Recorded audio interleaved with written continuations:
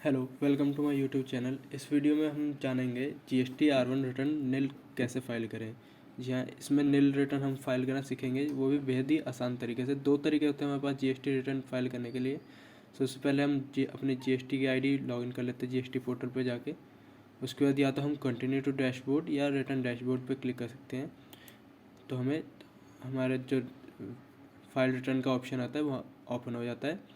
पहले हम financial year select कर लेते हैं, फिर क्वार्टर जो हमारा क्वार्टर रहेगा, फर्स्ट सेकंड थर्ड फोर्थ। हम फोर्थ क्वार्टर की फ़ाइल कर रहे हैं तो फोर्थ क्वार्टर आ गया। पीरियड जो हमारा सेलेक्ट करना है हमें फरवरी का है। फिर सर्च, फिर यहाँ पे आपको कुछ ऑप्शंस मिल जाएंगे। R1 जीएसटी R1 फाइल करनी है, 2A चेक करना है, 2B 3B करना है, तो हम जीएसटी R1 चेक करते हैं। फाइल करना है तो जीएसटी R1 पे क्लिक कर देते हैं। फिर हमारे पास कुछ ऐसा ओपन हो जाएगा। अब दो तरीके क्या होते हैं, दो तरीके जीएसटी R1 रिटर्न फाइल करने के होते हैं। सबसे पहला, आप यहाँ पे जो लिखा हुआ आ रहा है फाइल निल जीएसटी R1, उस पर क्लिक करके आप उसके बाद फाइल स्टेटमेंट डायरेक्ट करके फाइल कर सकते हैं। यहाँ पे आपको फिर ये क्लिक करना है इस पर। फिर पार्टी का जो आपका प्रोप्राइटर है, पार्टनरशिप फर्म अगर वो है तो उसका नाम, ऑथराइज सिग्नेचरी का नाम यहाँ पाएगा। फिर फाइल विद डीएससी या फाइल विद ईवीसी। अगर आप चाहते हो कि आपकी जो जीएसटी रिटर्न है वो डीएससी के थ्रू फाइल हो, तो आप फाइल विद डीएससी कर सकते हो, डिजिटल सिग्नेचर जिसे कहते हैं। या चाहे तो आप ओटीपी के थ्रू कर सकते हो। अगर आप ओटीपी के थ्रू करना चाहते हो तो यहाँ पे जो लिखा हुआ है फाइल विद ईवीसी, उस पर क्लिक करके आप फाइल विद ईवीसी कर सकते हो। इसके अकॉर्डिंग क्या होता है, आपके मोबाइल या मेल आईडी पे ओटीपी जाते हैं, जिसमें से किसी एक ओटीपी का यूज़ करके आप अपने रिटर्न फाइल कर सकते हो। दोनों पे सेम ही ओटीपी जाता है तो आप उसे फाइल कर सकते हो। एक तो ये तरीका हो गया। दूसरा तरीका क्या हो गया, हम इसको बैक करते हैं, फिर देखते हैं। यहाँ पे इसको हटा देते हैं नॉर्मली, फिर सेम प्रोसेस रहेगा।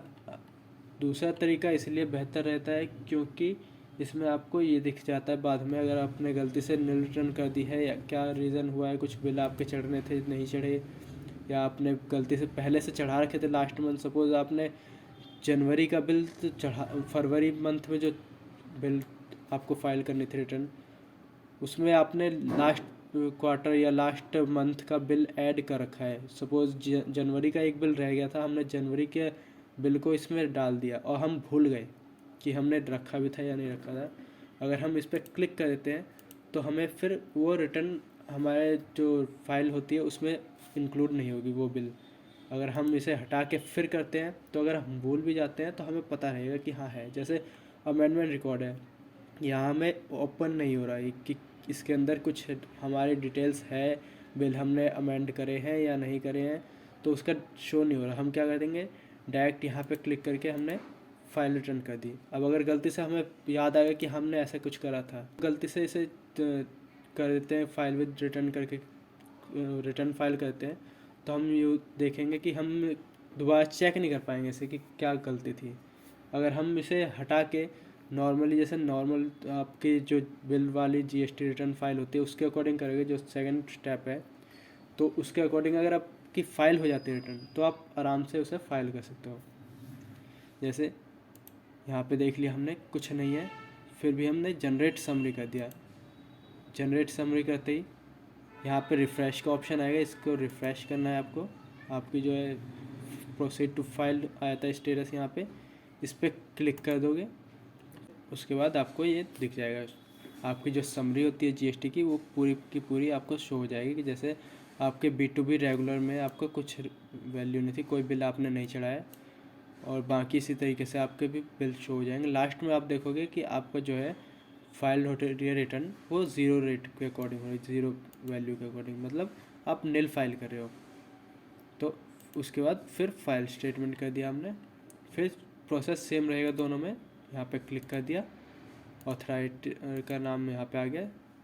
फिर file with DSC, digital signature के थ्रू आप फाइल करना चाहते हो डीएससी, और अगर आप ओटीपी के थ्रू करना चाहते हो तो फाइल विद ईवीसी। हम इस पर ओटीपी कर देते हैं, क्लिक कर दिया हमने ओटीपी। अब यहाँ पे आपको दिख जाएगा आपकी मेल आईडी जो रजिस्टर्ड है उसका यहाँ पे दिख जाएगा फर्स्ट डिजिट और लास्ट के जो डिजिट रहते हैं वो आपको शो हो जाएंगे। उसी तरीके से फ़ोन नंबर भी आपका शो हो जाएगा। ये आपका OTP जो वैलिड होता है वो 16 मिनट के लिए वैलिड होता है, उसके 16 मिनट के बाद एक्सपायर हो जाएगा ये। तो हम इसे OTP डाल देते हैं। अब मैंने OTP डाल दिया, उसके बाद वेरीफाई कर देता हूँ। अगर आपका OTP नहीं जाता तो रिसेंट OTP डाल सकते हो, जो 30 सेकंड के बाद अपने आप हो जाता है। फिर वेरीफाई करते ही आपकी रिटर्न जो है स्टेटस यहाँ पे दिख जाएगा आपको, फाइल्ड।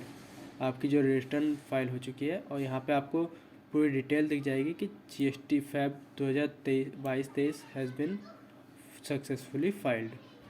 आपको आगे एक्नॉलेजमेंट नंबर वगैरह सब दिख जाएंगे। इस वीडियो में इतना ही। अगर आपको मेरी वीडियो अच्छी लगी हो तो लाइक एंड सब्सक्राइब जरूर करें और कमेंट करना ना भूलें। Thank you so much.